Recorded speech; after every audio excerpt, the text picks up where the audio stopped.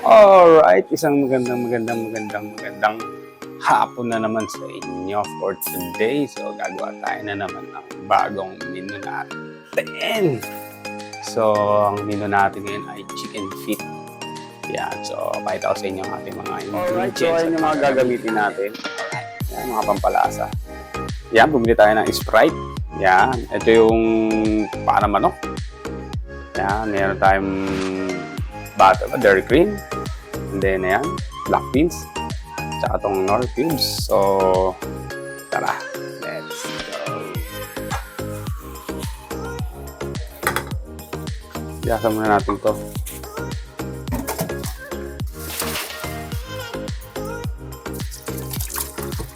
Alright, so, biyasan muna natin itong manok.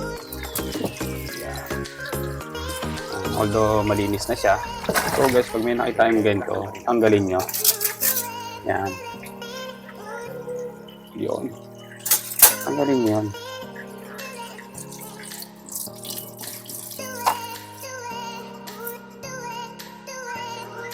Alright, so ilalagay ko na yung pana manok. Yan, ilalagay ko na. Kasi titimplahan na po natin siya. So, nilagay ko na rin po yung Sprite. Yan, para medyo manamis-namis. Nilagay ko na rin po yung cubes, nor cubes. Yan, pampalasa.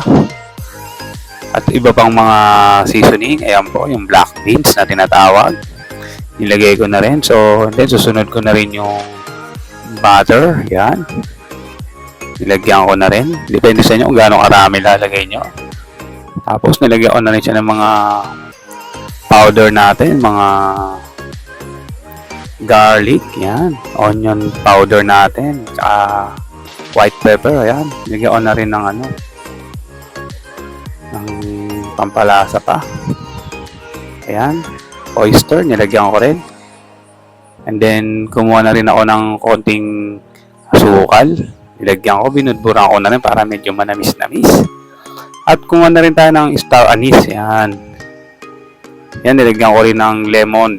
Ayan, star anise. Lalagyan na rin natin para yung aroma. Yan. Nilagyan ko pa ng isang dahon. Pampalasa. Alright. So,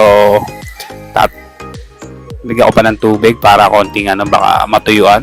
So, takpan na natin. Make sure na mahigpit ang pagkakalagay. Mahirap na. Baka sumabog. Kaya, alalay lang. So, let's go. 2,000 years later. Alright, so tayo lang tayo ng konti.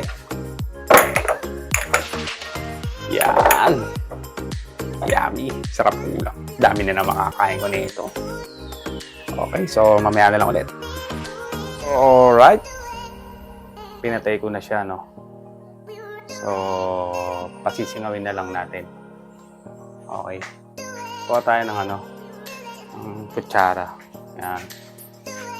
Pasingawin natin siya. Yan, ganyan. Pasisingawin siya.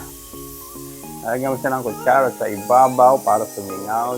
Basahin natin siya ng tubig para lalong lumabas yung kanyang pressure sa loob. Yan.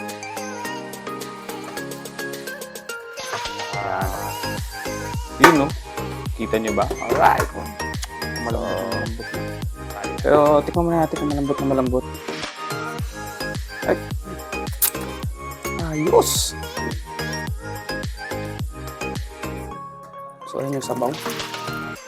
Naparami pa yung aking sabaw. Yan.